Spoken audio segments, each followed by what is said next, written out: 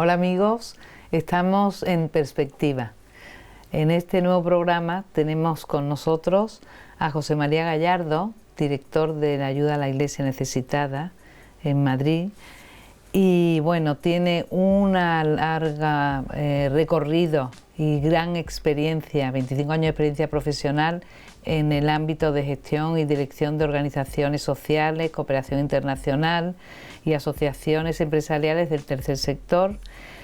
Ha trabajado por todo el mundo, en muchísimos sitios fuera de España, en todo lo que es ayudar, en servir y cooperar, ¿no? De manera internacional. Él es responsable, ha sido responsable mundial del Departamento de Cooperación Internacional y ahora lo tenemos, tras su larga trayectoria, lo tenemos en Madrid, después de Londres, y dirige esta asociación pontificia que la conocerán, que es Ayuda a la Iglesia Necesitada, y si no, pues hoy la van a conocer más de su mano. Vamos a hablar de Ucrania, pero primero, José María, ¿qué tal estás? Nos alegra muchísimo tenerte con nosotros. Hola Mariana, un placer estar aquí con vosotros. Oye, pues quería que nos contaras, ya llevamos años de guerra con Ucrania, ya casi a veces ni oímos esta guerra que nos invadió casi en directo, que era tremendo porque era una manera nueva de ver una guerra, parecía que era lo que teníamos, y de repente es como si se acallara y ya nada más que tenemos pinceladas de vez en cuando les apetece, pero quería yo que tú nos dijeras cuál es la situación actual en Ucrania. Pues mira, la situación en Ucrania, donde por cierto estamos ahora en la Fundación Ayuda a la Iglesia Necesitada con una campaña de apoyo a la Iglesia en Ucrania.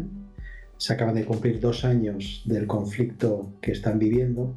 La campaña le hemos titulado Ucrania no quiero olvidarte, ¿eh? Precisamente por eso, porque no queremos olvidar lo que está sucediendo en este país. Un país que de la noche a la mañana, imaginémonos que tenemos nuestros planes para ir el fin de semana a la playa o a la montaña, hacer la compra, llevar a los niños al colegio y de repente surge una guerra. Una guerra que no ha hecho más que afectar a la población y provocar unas cifras tremendas de desplazados tanto internos como al exterior de Ucrania. Es un país donde hay un dolor profundo en toda la sociedad.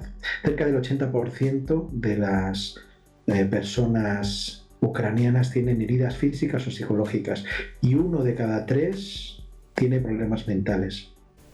Fíjate, quería que no piensas que el aspecto religioso en el conflicto es fuerte decir, o que, como dice antes, se sienten abandonados, pero en cuanto a religiosidad, ¿qué número de católicos hay? ¿Hay ortodoxos? ¿Cómo ves el mapa religioso en Ucrania? Lo primero que hay que decir es que la guerra de Ucrania no es un conflicto religioso, es un conflicto político. Y el aspecto religioso no tiene ningún rol de per se en la guerra. Es verdad que esta guerra ha traído consecuencias como la ruptura de la Iglesia Ortodoxa en Ucrania con el Patriarcado de Moscú, creando así la Iglesia Ortodoxa ucraniana, pero esta Iglesia, para ¿cómo se dice?, desmarcarse aún más de Moscú, por primera vez ha movido incluso su calendario litúrgico de la Navidad para celebrar el 25 de diciembre y hacerlo coincidir con la festividad católica. La Iglesia católica latina y greco-católica es minoritaria, llega a ser en torno a un 11% de la población. La Iglesia mayoritaria, lógicamente, es la ortodoxa. Pero en una situación de guerra como la que estamos viviendo, todas las iglesias, incluida la protestante, que es muy pequeña, todos están unidos en un frente común, que es ayudar a las personas que están en dificultad, a las personas que están desplazadas y a la gente que más lo necesita. Las iglesias se han convertido, como en cualquier crisis humanitaria, en el centro de protección. en el centro de acogida. Y desde el primer momento todas las iglesias abrieron las puertas para poder ayudar a la gente que lo necesitaba. Qué duro, ¿no? La gente que queda allí ahora, porque hablas de gente que parece que va a trabajar. ¿Hay trabajo? ¿Le llegan las cosas que necesitan? ¿Cómo están ahora en invierno? ¿De abastecimiento, de calefacción o de gas para cocinar? De momento sí, es decir, no hay un desabastecimiento en los centros comerciales, sobre todo en el oeste, aunque los precios cada vez son más elevados, porque claro, hay muchísima importación. Hay vehículos que van y vienen constantemente desde Europa, sobre todo desde Polonia, pero con la invasión el Producto Interior Bruto ha caído estrepitosamente y también los salarios y el empleo. Los salarios porque casi todos los hombres, como sabéis, ahora mismo están en la guerra, están luchando. Yo diría que el 40% de los ucranianos en este momento depende de ayuda humanitaria para sobrevivir, según la Fíjate, Organización muy alto, Mundial. el 40%, claro. Y eso, antes decías mucho que hay mucha, psicológicamente, mucho problema, mucho derrotismo. Hay gente con esperanza, quedan aún ucranianos que estén más, no, lo que pasa es que claro, queda una población casi de mujeres y niños, ¿no? ¿Cómo están? ¿Cómo es el ánimo de todos? ¿Parece que se acaba? ¿Tienen alguna esperanza o...? Pues mira, si te doy algunos datos, hay más de 200.000 heridos, 200.000 heridos que están en cuidados familiares, cerca de 50.000 amputados y traumatizados por la guerra y más de 35.000 desaparecidos. Estas son grandes cifras, es decir, lo decíamos antes, un tercio de la población tiene problemas mentales. Entonces, la población está muy herida, muy dolida y además no ven salida porque llevan 2 años con una situación de permanente inseguridad y permanente invasión, ataques militares. ¿Quién no puede sufrir un trauma ante esta situación? Nuestra compañera Raquel estuvo antes que yo en Ucrania. Yo estuve en Polonia a los 2 meses de estallar la guerra. Estuve visitando 15 centros de acogida en Polonia, donde había cerca de 6 millones, 6,3 millones de refugiados externos ha habido hacia toda Europa. Pero Polonia se convirtió en el centro de acogida fundamental. Y te decía que Raquel, cuando estuvo allí, me comentaba que en todos los viajes y visitas a proyectos, escuchaba casi siempre las mismas palabras. Te las leo, algunas de ellas: desgaste, socorro, auxilio, trauma, agotamiento, cansancio, hartazgo, población traumatizada, dolor, en definitiva. Es decir, que es que no nos hacemos a la idea de que aquí al lado, en Europa, tenemos esa situación de guerra permanente y en donde al final es la Iglesia la única que puede seguir apoyando psicológicamente y espiritualmente a la gente que lo necesita. En esta semana ha estado con nosotros para apoyar esta campaña que estamos haciendo Pedro Zafra. Pedro es un sacerdote del camino neocatecumenal que fue enviado antes de la guerra a Kiev, y él es sacerdote diocesano en Kiev. Ha estado por aquí unos días con nosotros dando su testimonio y nos decía que es increíble cómo desde el primer inicio de las parroquias y su parroquia en concreto convertirse en un refugio para atender a las familias, para poder dar de comer, para poder apoyar a que la gente en los bajos de la iglesia pudiese dormir cuando había toques de queda, etcétera, etcétera. Él ha visto el rebrotar también de sacramental, es decir, que muchas personas han querido aprovechar esta situación de guerra para reconciliarse con Dios o para acercarse a Dios. Y nos decía cómo ha brotado de repente, ahora al cabo de los meses, lógicamente, de repente vuelve a haber algún matrimonio, las primeras comuniones de los niños, la preparación de los sacramentos, etc. Y sobre todo, el sacramento de la confesión, ¿no? Y la reconciliación. Mucha gente ha aprovechado también acercarse a Dios para reconciliarse con Dios y con el mundo. Y bueno, pues las iglesias siguen abiertas, excepto en el este de Ucrania. donde lamentablemente la invasión rusa provocó el que muchas iglesias se cerrasen y casi que algunas iglesias han tenido que volver al mundo de las catacumbas, en donde tenían que celebrar de puertas hacia adentro, ¿no? Y donde sí han seguido celebrando los sacramentos y la Eucaristía, pero siempre de manera oculta, sobre todo en el este de Ucrania. Esto nos decía el cardenal, el monseñor Stanislav Sheshuk, que es el primado de la Iglesia greco-católica en Ucrania, y donde tuvimos algunas videoconferencias con él, pero donde también él nos decía que, aparte de que no les olvidemos, nos decía que por favor sigamos rezando por la paz.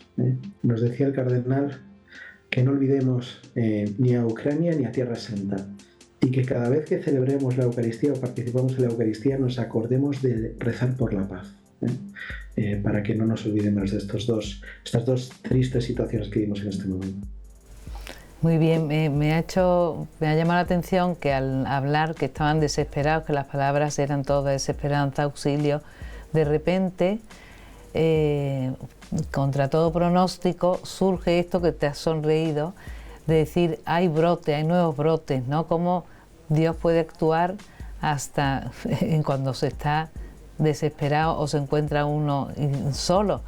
Pero, ¿cómo es? O sea, que en el este no pueden celebrarlo porque siguen los soldados ahí, o porque existe algo de persecución a las iglesias, o simplemente por el riesgo de la guerra.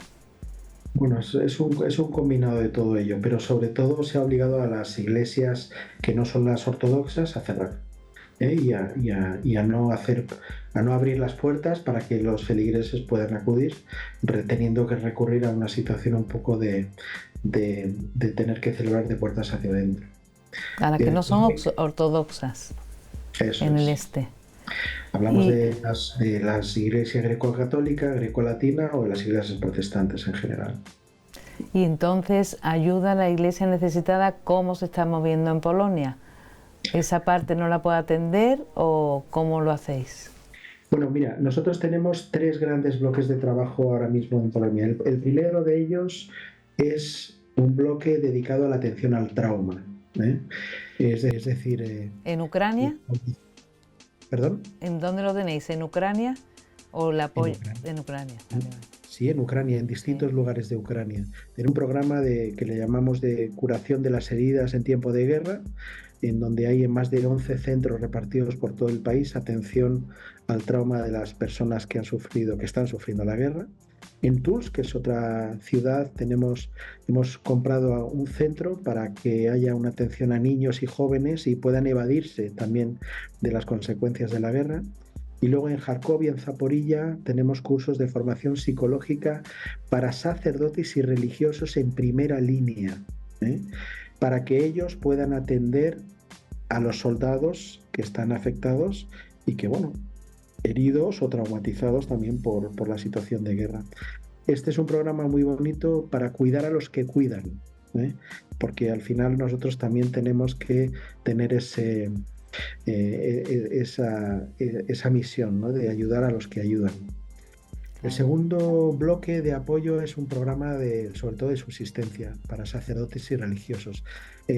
Utilizamos los estipendios de misa que son ofrecidos por nuestros benefactores aquí en Europa o en los distintos países donde la fundación está presente, para ayudar a congregaciones como los albertinos o las benedictinas, en Leópolis y en Kiev, por ejemplo. Y para que ellos puedan ayudar a personas sin techo, personas en riesgo de exclusión social, en definitiva, que puedan seguir haciendo la labor social de la Iglesia. Y el tercer bloque es un bloque de apoyo a los seminaristas. Todos los seminaristas que están de la Iglesia greco-católica y la Iglesia latina están apoyados por ayuda a la Iglesia necesitada. Hay más de 1.116, creo que es la cifra, de seminaristas que han querido permanecer en Ucrania. O sea, no han querido salir. Creo que hubo uno que por motivos personales tuvo que salir, pero el resto han decidido permanecer en Ucrania, seguir formándose para acceder al sacerdocio y entre tanto acompañar a los que ya son sacerdotes a poder realizar estas labores de apoyo y de sostenimiento y en la gestión sobre todo del trauma de las personas que están ahora mismo en el país. Claro, claro, atendiendo la realidad que existe allí hoy día, que es tan dura. ¿Y los seminaristas no han tenido que ir a la guerra? Bueno, los seminaristas que están en formación no tienen por qué ir a la guerra, ¿eh? Ellos siguen formándose igual que los sacerdotes. Muchos sacerdotes han decidido ofrecerse como capellanes, ¿eh? Y están, te lo decía, en primera línea de batalla atendiendo y celebrando los sacramentos, los entierros, las confesiones, bueno, todo lo que se requiera de ellos, pero los seminaristas están formándose, muchos de ellos con ganas ya de ordenarse para poder lanzarse y seguir apoyando en la evangelización y en el apoyo a su propia población. Y la minoría católica allí tiene, por lo que veo, estás hablando de seminaristas, o sea que tiene vocaciones. Es impresionante que en este tiempo de guerra y que sigan permaneciendo y tengan, aunque sea minoría, vocaciones sacerdotales. Es que allá donde hay persecución, en este caso no hablamos de una persecución religiosa, sino de una persecución por la guerra, ¿no? Pero allá donde hay sufrimiento, vamos a cambiar la palabra, ahí es donde surge esa flor de vocaciones bueno, que viene, ya sabemos de quién viene, ¿eh? De nuestro Señor Jesucristo que ilumina y que crea en el corazón de las personas ese amor hacia Él, ¿no? Y entonces tantos y tantos seminaristas que están brotando y que están surgiendo aún en situaciones de gran dificultad. Y me gustaría que destacaras algún caso así que te haya impactado, que te haya llegado en esta situación tan tremenda, ¿no? Porque también el ser sacerdote en Ucrania ahora es ser valiente. Tiene que ser muy valiente para estar en el frente, para aguantar todo eso que dices que cuidáis, menos mal. Pero tiene que haber unos casos tremendos, ¿no? Pero muchos. Yo diría que más que anécdotas, Mariana, yo hablaría de milagros. El hecho de que entre tanto dolor la Iglesia esté sembrando perdón e intentando romper esa espiral de venganza, odio, rabia entre viudas, huérfanos. Hay muchas señales de que el Señor está presente eh, y trae una novedad en circunstancias tan extremas. Hay un montón de viudas, como puedes imaginar. Las iglesias están llenas de fotografías de los fallecidos. Tú entras a una parroquia y hay una gran lista de pequeñas fotografías con todos los soldados, ¿no?, que han fallecido. Viudas rotas por el dolor. Y bueno, hemos en alguno de los vídeos que hemos preparado para esta campaña, hay una mujer, Olga, que conocimos en Kiev. Raquel, mi compañera, estuvo con ella. Y gracias al apoyo de capellanes militares y su comunidad ha podido seguir adelante, ¿no? Y que haya seminaristas como Roberto, que también le conocimos, cuyo padre murió defendiendo a su país y él ahora quiera ser sacerdote y no tenga rencor. Ese es otro milagro. Yo creo que en otros casos también hemos visto la mano protectora de Dios. Por ejemplo, en Bucha, cerca de la capital, sabéis que es donde se produjeron esas matanzas atroces que salieron en la televisión, donde las tropas rusas pasaron y ejecutaron directamente a soldados, a algunas personas que iban en su bicicleta, trasladándose de un lado para otro, etcétera, etcétera. Pues hubo un sacerdote que además la noticia dio la vuelta al mundo, el padre Tadeusz, que decidió no huir de Bucha y quedarse allí durante el brutal asedio que tuvo lugar. Y uno de esos días, al parecer, un periodista de la BBC le descubrió en la calle y le entrevistó. Y él dijo que se había quedado para acompañar a su pueblo, para acompañar a sus feligreses y a sus parroquianos. Aunque fuera en solitario, él celebraba la misa todos los días, como todos los sacerdotes. Y su noticia, al parecer, salió en la tele y al día siguiente Rusia envió un misil para acabar con él y su parroquia. Pero al parecer las coordenadas del dron no fueron las correctas y el misil cayó en el edificio de al lado y él se salvó. Bueno, pues seguramente eso fue también otro milagro por el cual el Señor protegió al padre Tadeusz para que siguiese con esa gran obra que está realizando. Qué maravilla, ¿no? Claro, es impresionante cómo de la guerra, que es lo peor, sepan, gracias a Dios, sacar cosas buenas.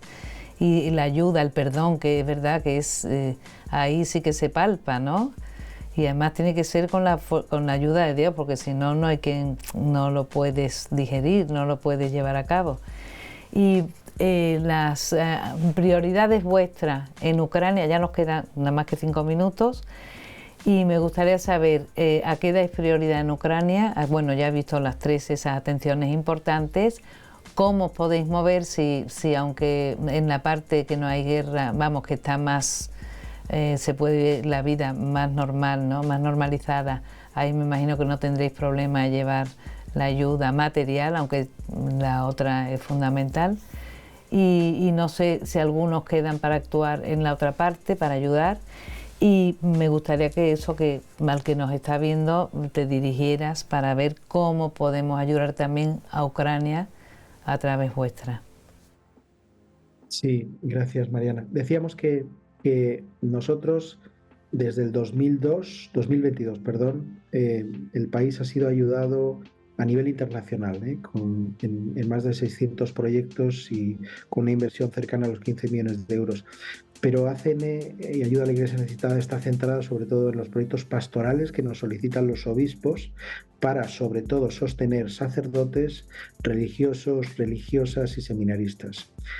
Porque ahora más que nunca el papel que desempeñan es fundamental, de acompañamiento espiritual y sanación del alma, que es una de las cuestiones que ahora más se necesitan.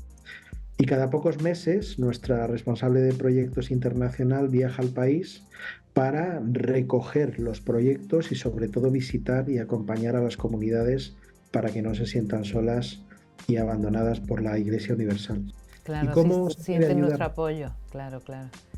¿Qué más? ¿Cómo se puede ayudar? Eso. Bueno, Ayuda a la Iglesia Necesitada tiene 3 grandes pilares. El primero es el pilar de la oración, el segundo es el de la información, que a mí me gusta hablar más bien de denuncia profética, y el tercero es el de la caridad, el del apoyo económico.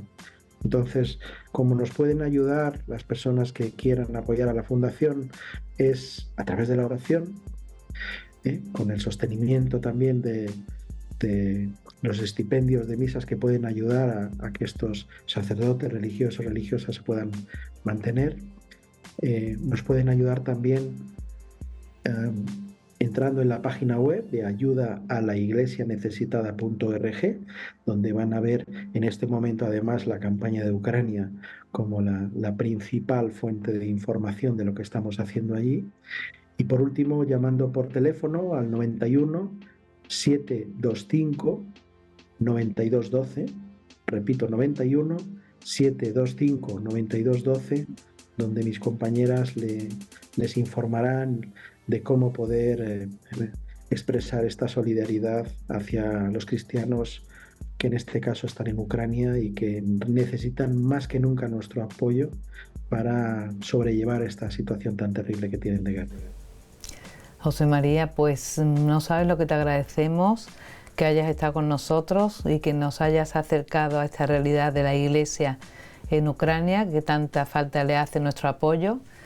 Y bueno, animar a los que nos están viendo a meterse en esa página web y acercarse también a esa realidad, pero también para ser prácticos, aparte de orar, que es importantísimo la oración, también poder contribuir pues económicamente, porque Ayuda a la Iglesia Necesitada es una fundación pontificia de garantía plena de que lo que se da llega al sitio donde hace falta.